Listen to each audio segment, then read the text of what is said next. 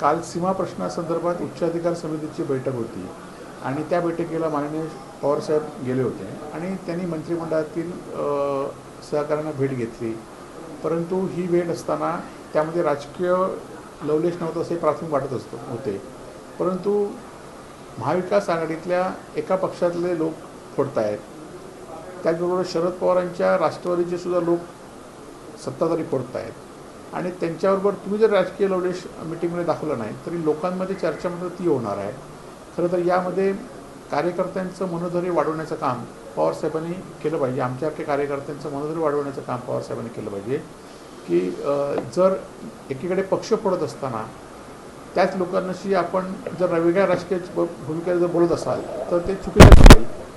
कारण पवारसाहेब हे आमचे सर्वांचे नेते आहेत आणि या संदर्भात बातम्या आल्यानंतर लोकांमध्ये गैरसमज होतो, कार्यकर्त्यांमध्ये गैरसमज होतो, तो टाळला पाहिजे अशीच आमची भूमिका शिवसेनेची असेल.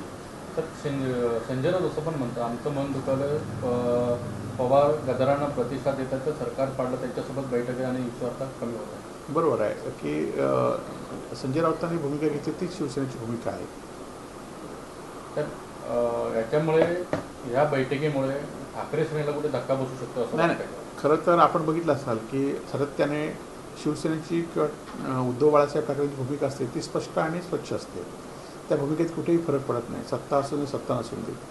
त्यावेळीसुद्धा आम्ही महाविकास आघाडीबरोबर गेलो त्यावेळीसुद्धा आम्ही भूमिका आमची स्पष्ट होती आणि आतासुद्धा आमची भूमिका स्पष्ट आहे की ज्या पद्धतीने भ्रष्टाचार होतो आहे, ज्या पद्धतीने पक्ष फोडतो अशा लोकांना आमचा विरोध आहे आणि आमची ज्या गरज असते तेव्हा मात्र आम्ही आमची पूर्ण ताकद लावतो. परंतु आम्हाला जेव्हा गरज असते तेव्हा मात्र महाविकास आघाडीतले इतर पक्ष ताकद लावत नाहीत. ही भूमिका शिवसैनिकांना पटत नाही आणि त्यामुळे अशा भूमिकेकडे शिवसैनिकांनी किती लक्ष द्यावं आणि किती या महाविकास आघाडीवर विश्वास ठेवा हा खरा तर प्रश्न आहे.